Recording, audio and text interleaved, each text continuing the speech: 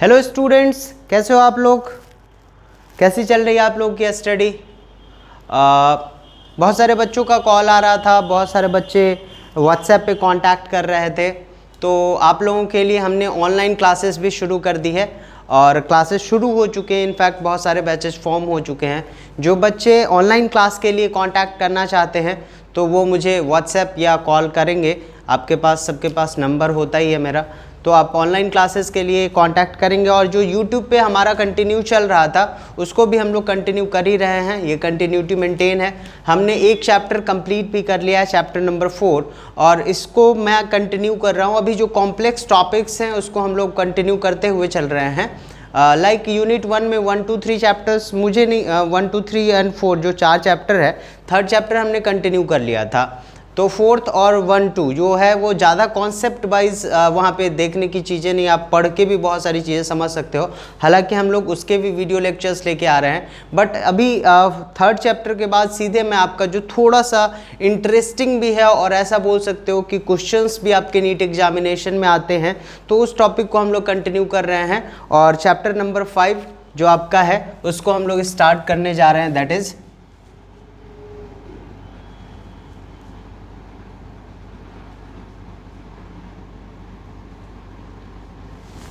Genetics के बारे में बात करेंगे। आपके एनसीईआरटी में जो चैप्टर नंबर 5 है, एक्चुअली इसके जेनेटिक्स के 2 हैं, एक आपका प्रिंसिपल ऑफ इनहेरिटेंस वाला पोर्शन और दूसरा मॉलिक्यूलर बेसिस ऑफ इनहेरिटेंस। दो टॉपिक में ये बटा हुआ है।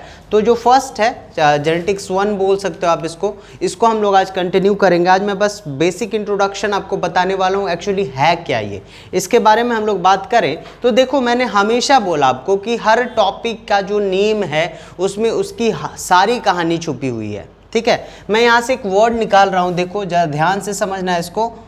ये वर्ड है हमारा जेन। जेन वर्ड का मतलब होता है फॉर्मेशन।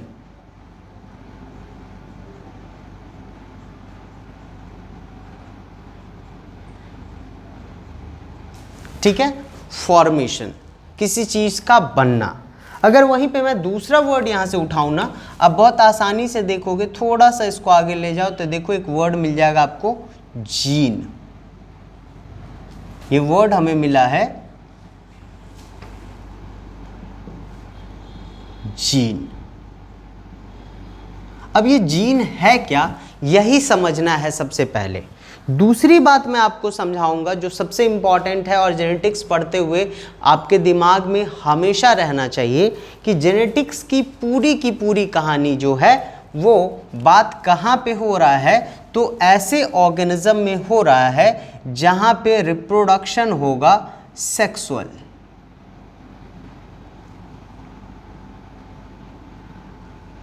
ऐसे ऑर्गेनिज्म की बात कर रहे हैं जहाँ पे सेक्सुअल रिप्रोडक्शन होता है। हम जेनेटिक्स की पूरी कहानी उसी के आसपास रखने वाले हैं। ये सेक्सुअल रिप्रोडक्शन की कोई भी कहानी यहाँ पे इंक्लूड नहीं होने वाली है। दूसरी बात, अब सेक्सुअल रिप्रोडक्शन आपको पता है, जैसे कि यहाँ पे भी वर्ड देखो, एक वर्ड है हमारा सेक्स। सेक्स बोलने का मतलब है हमारा मेल एंड फीमेल से 2 डिफरेंट सेक्सेस के बारे में बात करेंगे, that is male and female. ऐसा रिप्रोडक्शन जिसमें मेल एंड फीमेल दोनों इन्वॉल्व होते हैं, ऐसे रिप्रोडक्शन को हम बोलते हैं सेक्सुअल रिप्रोडक्शन। ठीक है, अब बात करें तो हमारी बॉडी में बहुत सारे सेल्स हैं। इस सेल्स को 2 बेसिक कैटेगरी में कैटेगराइज किया गया है, एक को बोलते हैं सोमैटिक सेल और एक को बोलते हैं जर्म सेल। एक को बोलते हैं सोमैटिक सेल और दूसरे को बोलते हैं जर्म सेल। जर्म सेल वो सेल है जो किसी ऑफ स्प्रिंग के फॉर्मेशन के लिए रिस्पॉन्सिबल है, और बेसिकली ये जर्म सेल जब कंपाइल करते हैं, यूनाइट करते हैं, तो जो टिश्यू का फॉर्मेशन होता है that is the primordial germinal epithelium. Previous chapter में आपने बहुत अच्छे से इसके बारे में बात किया है। वो प्राइमोडियल जर्मिनल एपिथेलियम ही होते हैं जो रिस्पॉन्सिबल होते हैं गैमेट्स के फॉर्मेशन के लिए, एंड वही गैमेट्स जब फ्यूज करता है तो फिर नए ऑफस्प्रिंग को प्रोड्यूस करता है। तो हम लोग यहाँ पे सेक्सुअल रिप्रोडक्शन में हमें जिस सेल से मतलब है ना, वो सेल है हमारा जर्म सेल। ये सारी कहानी एक एक करके बाद में आपको जब लिंक होगा तो बहुत आसानी से इस बातों को आप समझते चले जाएंगे। आपको पता है जर्म सेल जब यूनाइट करता है तो यही जाके फॉर्मेशन करता है प्राइमोर्डियल जर्मिनल एपिथेलियम को। तो हम एक जर्म सेल को लेते हैं, ज़रा ध्यान से देखो, ये कोई हमारा जर्म सेल है,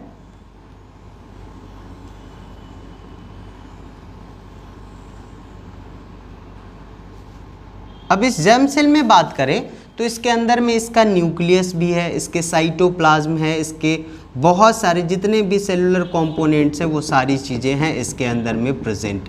माइटोकॉन्ड्रिया, सेंट्रियोल, ये सारी चीज़ें इसके अंदर में जो भी चीज़ें हैं वो सारा का सारा कंटेंट इसके अंदर में अवेलेबल है।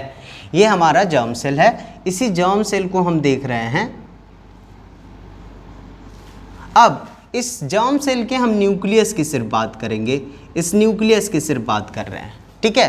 तो आपको पता है न्यूक्लियस में कंडेंस फॉर्म में एक चीज़ आपको देखने को मिलता है और वो है ये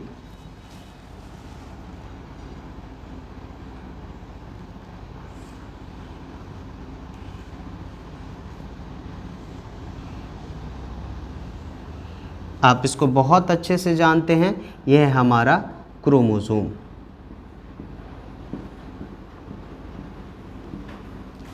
आपको पता होगा या हम लोग मॉलिक्यूलर बेसिस में भी बहुत डिटेल में बात करेंगे, जो क्रोमोसोम्स होते हैं बेसिकली ये किससे बनते हैं, तो ये बनते हैं इन चीज़ों से,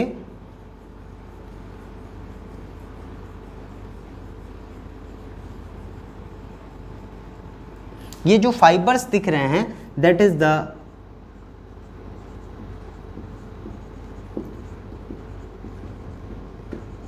क्रोमैटिन फाइबर,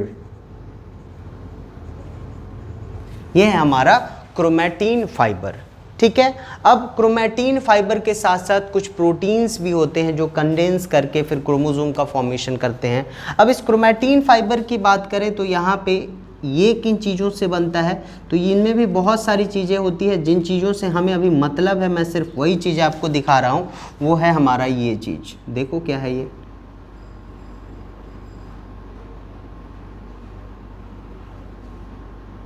आपने ऐसा देखा होगा बहुत जगह पे ये डायग्राम, ये है हमारा क्या, DNA, ठीक है। ये इसमें स्टैंड होते हैं 5' to 3', 3' to 5', ठीक है। डबल हेलिकल स्ट्रक्चर है ये, इसके इसी DNA के बारे में हम लोग नेक्स्ट चैप्टर में बात करेंगे मॉलिक्यूलर बेसिस ऑफ इनहेरिटेंस में। अब अगर बात करें इस DNA की तो इसमें फिर नाइट्रोजनस बेसिस वगैरह होते हैं, उन सारी चीज़ों के बारे में हम लोग नेक्स्ट चैप्टर में बात करने वाले हैं। अब इस DNA का मैं छोटा सा टुकड़ा लूँ ना, इस DNA का छोटा सा टुकड़ा लूँ तो वो कुछ ऐसा दिखेगा, ये देखो,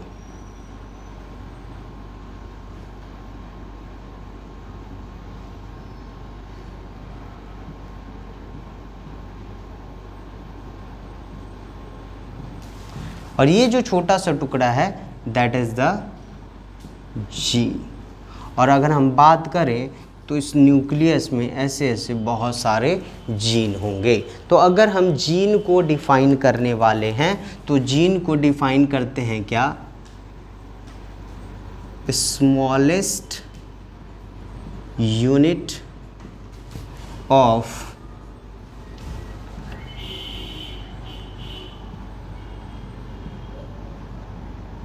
हेरिडिटी, इसको हमने क्या डिफाइन किया, स्मॉलेस्ट यूनिट ऑफ हेरिडिटी। अब आपके दिमाग में आ रहा होगा सर ये कुछ नया वर्ड लग रहा है, ये हेरिडिटी क्या होता है। तो हेरिडिटी को अगर हम डिफाइन करें तो हेरिडिटी मतलब क्या, दैट इज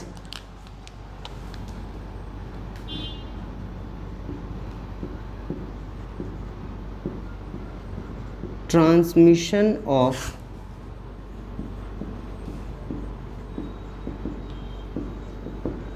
characters from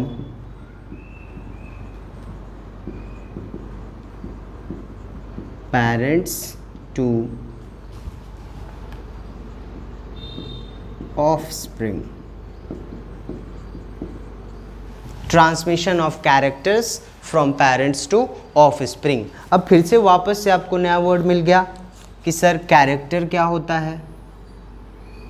तो कैरेक्टर का मतलब होता है फीचर ऑफ एन इंडिविजुअल, किसी भी इंडिविजुअल का फीचर। फीचर बोलने का मतलब जैसे मैं अपनी बात करूं, मेरा हाइट, मेरे हेयर का कलर, मेरे आई का कलर, ये जितने मेरे स्किन का colour, that are the features, यानी ये कैरेक्टर्स हैं। तो ट्रांसमिशन ऑफ कैरेक्टर, इन कैरेक्टर्स का ट्रांसमिट होना यानी पेरेंट्स से ऑफ स्प्रिंग में आना। अब फिर से बोलोगे सर ये ऑफ स्प्रिंग क्या होता है। तो ऑफ स्प्रिंग क्या होता है, तो अभी हमने बात किया था कि यहाँ पे हम जो भी बात करने वाले हैं वो सेक्सुअल रिप्रोडक्शन की बात करेंगे। एंड सेक्सुअल रिप्रोडक्शन का जो प्रोडक्ट होता है that is called off spring. Product of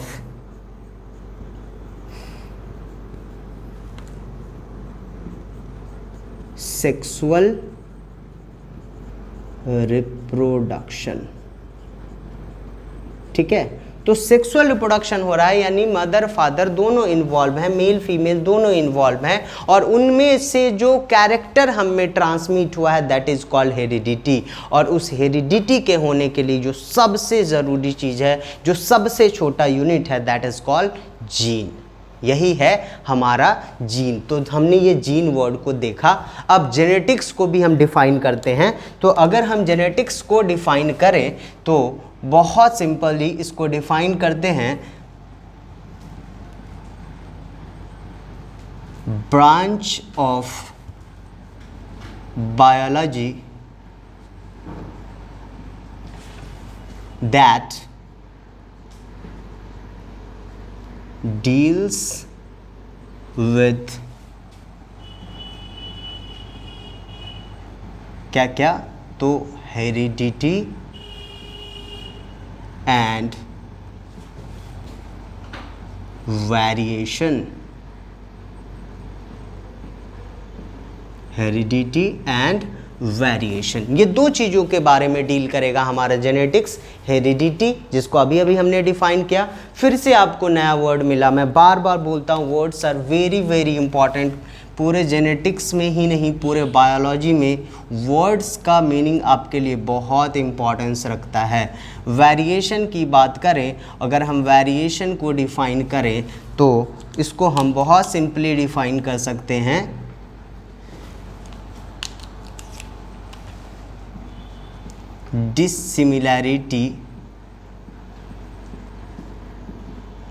dissimilarity in characters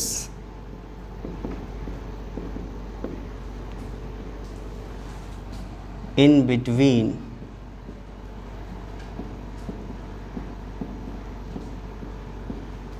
two individual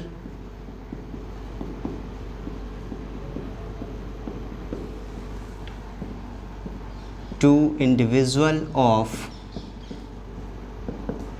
same species। Characters का डिफरेंस, कोई भी दो इंसान एक जैसा नहीं होता है, उसमें कैरेक्टर की डिसिमिलैरिटी होती है। हम सेम स्पेसीज की बात कर रहे हैं, कोई भी दो सेम स्पेसीज एक दूसरे जैसा नहीं होता है, दैट इज कॉल्ड वेरिएशन। तो हमारा जेनेटिक्स दो चीज़ों के बारे में बात कर रहा है, हेरिडिटी के बारे में एंड वेरिएशन के बारे में। तो सिंपली जेनेटिक्स को हम डिफाइन कर सकते हैं, branch of biology that deals with heredity and variation. ये पूरी की पूरी कहानी जो है जिसके आसपास घूमेगा दैट इज द जीन, जिसको हम बोल रहे हैं स्मॉलेस्ट यूनिट ऑफ हेरिडिटी। अगर मैं आपको डीएनए को डिफाइन करूं, आपको पता है डीएनए का पूरा नाम होता है डीऑक्सी राइबो न्यूक्लिक एसिड। आपको पता है 5th कार्बन का जो शुगर होता है जिसमें एल्डिहाइडिक ग्रुप होते हैं उसको बोलते हैं एल्डोज शुगर, जिसमें एक नाम आता है राइबोज, ठीक है। Deoxy ribo nucleic acid ribose sugar होता है जिसके 5th कार्बन से ऑक्सीजन को एलिमिनेट करते हैं, साथ ही साथ इसमें न्यूक्लिक एसिड वाले कंटेंट होते हैं। तो आपको बहुत सारे मॉलिक्यूल सुनने को मिल रहे होंगे। तो अगर मैं डीएनए को डिफाइन कर दूं तो ये है हमारा मॉलिक्यूलर यूनिट ऑफ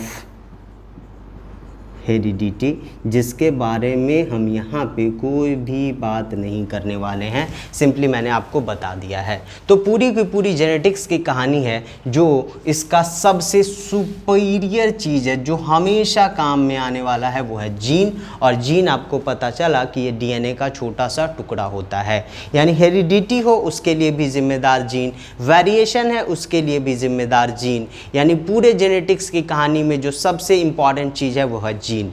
तो ये है हमारी जेनेटिक्स का मेन थीम, क्या है जेनेटिक्स, क्या चीज़ें इसमें पढ़नी है। और साथ ही साथ ये तो ट्रेलर था इस पूरी, अगर मैं जेनेटिक्स को बताऊं कि एक मूवी था, तो आज मैंने सिर्फ ट्रेलर रिलीज़ किया है। इसमें पिक्चर आपका रिलीज होगा, जब पिक्चर सामने आएगा तो इसमें बहुत सारी चीज़ें आने वाला है। जैसे एक पिक्चर में हीरो होता है, वैसे हमारे यहाँ पे भी एक हीरो है, नाम है ग्रेगर जोहान मेंडल।